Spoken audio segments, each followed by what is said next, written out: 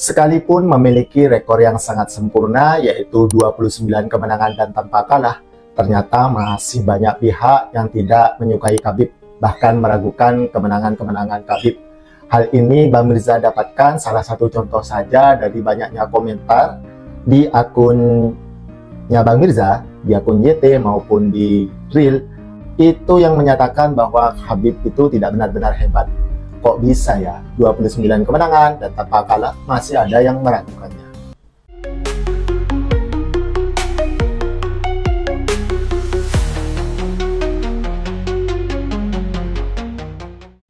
Assalamualaikum fans UFC Indonesia. Khabib Nurmagomedov pensiun dengan rekor 29 kemenangan dan tanpa kalah.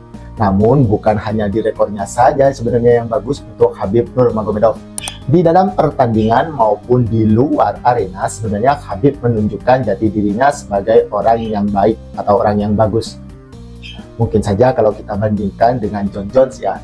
Jon Jones itu sekalipun dia adalah GOAT, greatest of all time, itu ketika dia berada di dalam oktagon saja atau di UFC ya. Ketika dia di luar, dia memiliki banyak masalah. Memang sebenarnya tidak ada sangkut pautnya dan tidak ada masalah antara di dalam oktagon dengan di luar. Jika di oktagonnya dia baik, di luarnya tidak baik, maka tidak ada masalah sebenarnya sih. Namun yang Bang Mirza tekankan adalah Khabib itu baik dua-duanya.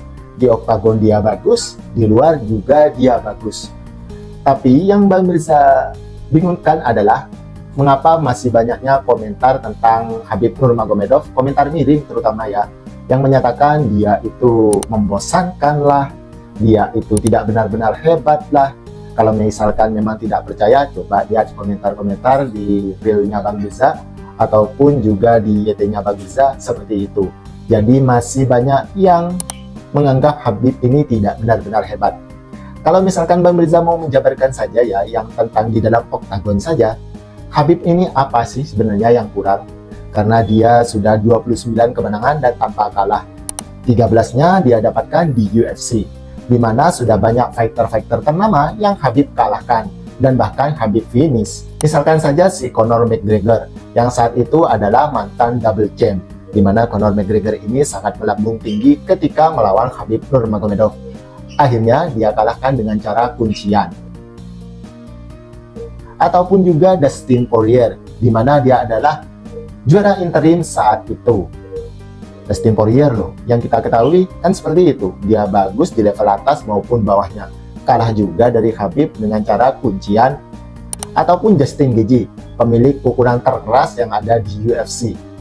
Bahkan di ronde pertama Khabib ini meladeni strikingnya Justin Gaethje, dan secara data Khabib tetap menang dari jumlah total strike-nya untuk ronde pertama.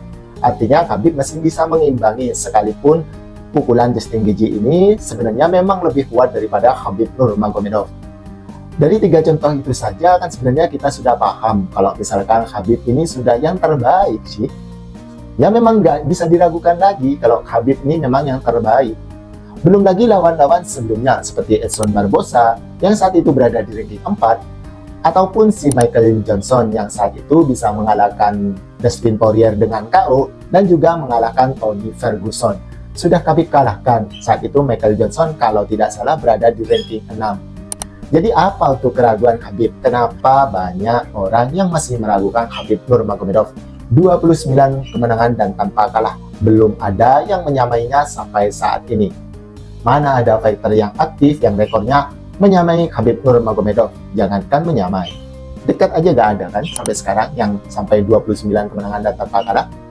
Kalau Bang Mirza adalah fans berat dari Khabib Nurmagomedov, baik ketika dia berada di oktagon maupun di luar oktagon tersebut. Bagaimana dengan kalian?